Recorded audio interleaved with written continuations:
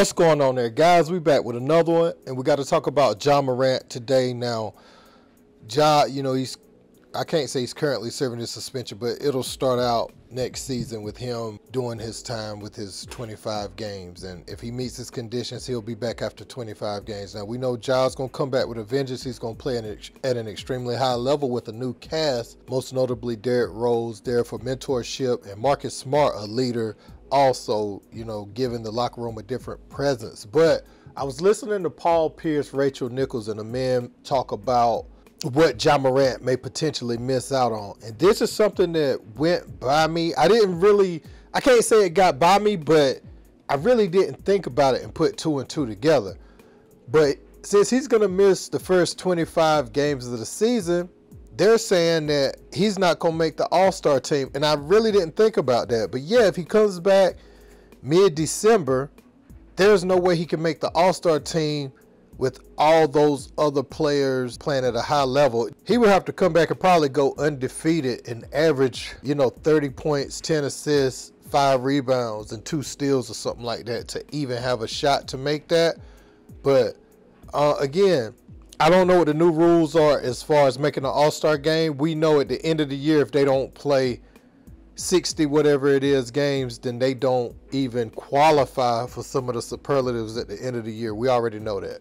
But let's check out what Paul Pierce and them had to say. I am going to have the faith and confidence that we are going to see a different Ja Morant off the court and just overall this coming season, and that's going to be a leap in and of itself, and I'm looking for that. I'm hoping for that. Life comes at you fast, and I think this whole experience for him, if it didn't come through the first time, now 25 games means he's not going to be an all-star because he's just going to miss too many games. It's a lot of money, by the way, and bonuses over the last season and a half. Lost endorsements, right? Yep. Like the idea that this was a guy that we were ready. Did he lose endorsements? I'm just saying, look, he's not making appearances. Right, so okay. He's going to not get that money. Yeah. But then most importantly, I think this is a guy that, man, we're rooting for him. That's the thing that really hurt about it. Yeah.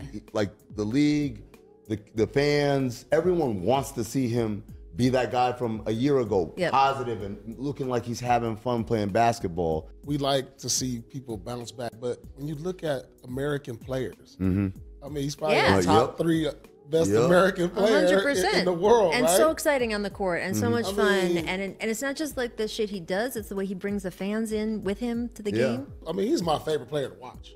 Yeah, I mean, hands down. Period. I mean, he has that Allen Iverson effect. Like when he played, I want to see. Yep. It wasn't like he was he's just nice like that. Yeah. So I like, and then you get his little dance and all. I like that. The wild we need thing him out there. The wild thing that you said, because I have this conversation in my group chat all the time. When's the next American MVP? Because it's gonna like the way it looks right now. We've had 5 straight foreign-born MVPs. Yep. Yeah. 5 straight. So that piece right there, I never thought about, guys. Like, he doesn't have a chance to make the All-Star team, basically, and that's going to cut into his money some more. If you know the way NBA contracts are structured, a lot of the bonuses, a lot of what sends your contract up to that 200-something million is you continuing to make All-Star teams. They're assuming in your prime, you'll hit a certain number of All-Star appearances, barring injury. You know what I'm saying? So Ja, see, the thing is with Ja, he could be voted by the fans.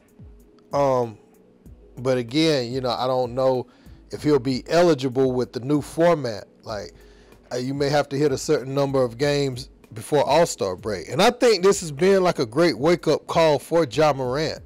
I don't know, like, I don't like some of the things he's been tweeting, like tweeting about Zion Williamson's thing, or none of that, saying he gonna prove everybody wrong, because I just really want him to focus on himself and Ja coming back and proving everybody wrong. Prove to everybody that don't know you that you not just some hoodlum that is trying to be a gangster and an NBA player, but a man out there on the court to care about his brand and is a role model for kids.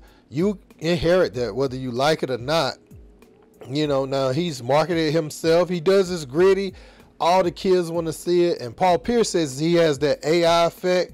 And I could see where younger kids probably feel that way. But AI was like something, we hadn't seen. Because you got to think, AI was in David Stern's league.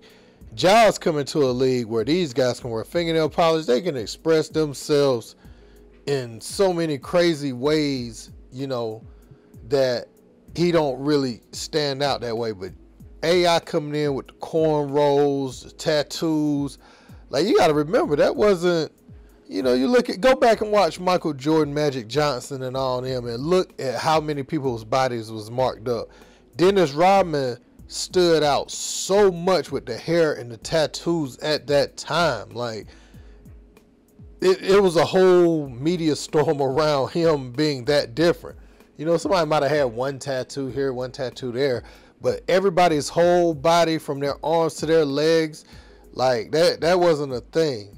AI was kind of the first one, and dressing the way that he was dressing, with the baggy clothes and all that, throwback jerseys, all this stuff, that was AI. And so his cultural impact on the league was larger than Ja Morant. So, but I agree with what Paul Pierce saying. He is a child, so to speak, of AI. Ja Morant is, the way he carries himself and who the market of people he appeals to. The problem is, AI, it was never a question about the game of basketball, and it helped that he didn't have social media, because I remember Fat Joe and them talking about them getting in a big fight. AI, we all know the story with John Thompson pretty much saving his life, you know what I'm saying, as far as not letting him just be lost in the system and lost in Newport News, Virginia. So, we know about all that. And Ja, he don't have that story. You got two parents at home. I feel like T does need to be more of a father. And from what we're hearing about the stories, the mother shouldn't be calling you to the shoe store or anything like that to handle those sort of discrepancies. I mean, you got people that can do that for you. You know what I'm saying? You got professionals that can go see what's going on, Or I'll even say this, Ja, a lot of your battles ain't worth fighting.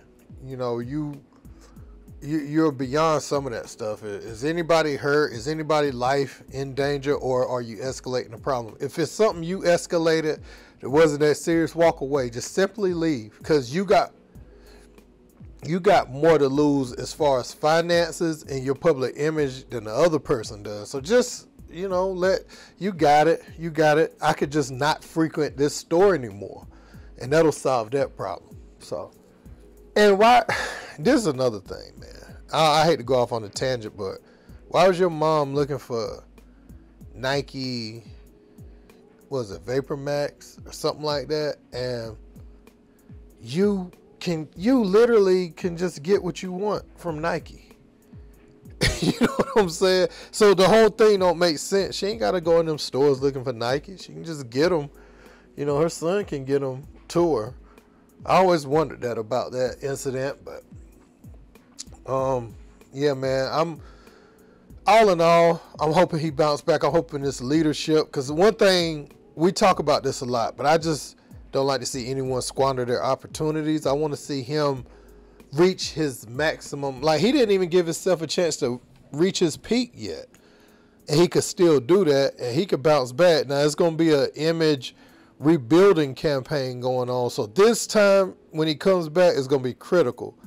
And look at it as like a 4 or 5 year plan with no major hiccups. And I ain't talking about you even getting in a skirmish with somebody on the court or anything, but I'm talking about just really the off court stuff. I expect you to still be competitive on the court. You still be Ja, but we got to taper some of that stuff back, man. Let me know what you guys think in the comments. Don't forget to like, share, and subscribe. Until next time. Peace.